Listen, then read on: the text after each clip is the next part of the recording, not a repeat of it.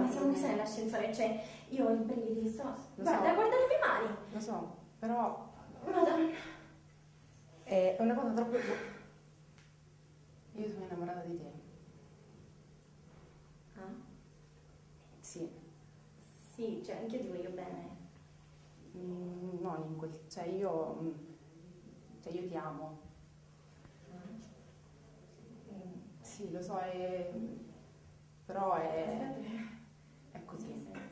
Nel senso che io sono innamorata di te, non te l'ho mai detto, ma in realtà è così.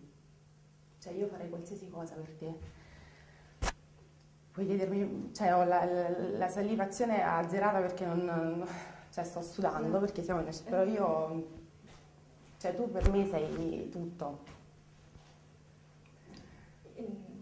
Cioè... Lo so che è strano che non ci hai mai pensato, però per me è così. L'ho capito dopo un mese che comunque ci siamo conosciute, ma tu sai, io prima stavo con Mirko. Sai che stavo con lui, io da quando ti ho visto non l'ho lasciato perché cioè io ti sento, capito? Ti sento come se tu fossi una parte di me, capisci quello che sto dicendo? Cioè, lo so, magari domani non vorrai più vedermi, dirai questa... no, spero che ci arriviamo a domani se apriamo l'ascensore. Lascia stare l'ascensore, no, a me non interessa dell'ascensore, capisci? A me sì, però. Non interessa perché io sì. sono qui dentro l'ascensore e sono con te, questo per me è il giorno più bello della mia vita. Ah, anche te, cioè il mio sì, però, cioè se...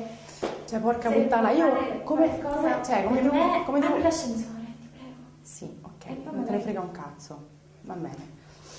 No, Per me, io lo so, penso- aspetta un secondo, io so che questa è una cosa che ti sta sconvolgendo in questo momento perché tu non ti aspettavi che io ti dicessi questa cosa, però ti prego, se tu non provi lo stesso per me, domani fai finta di prego che non sia successo niente. Ti prego, almeno questo perché io non voglio perderti, non voglio perderti.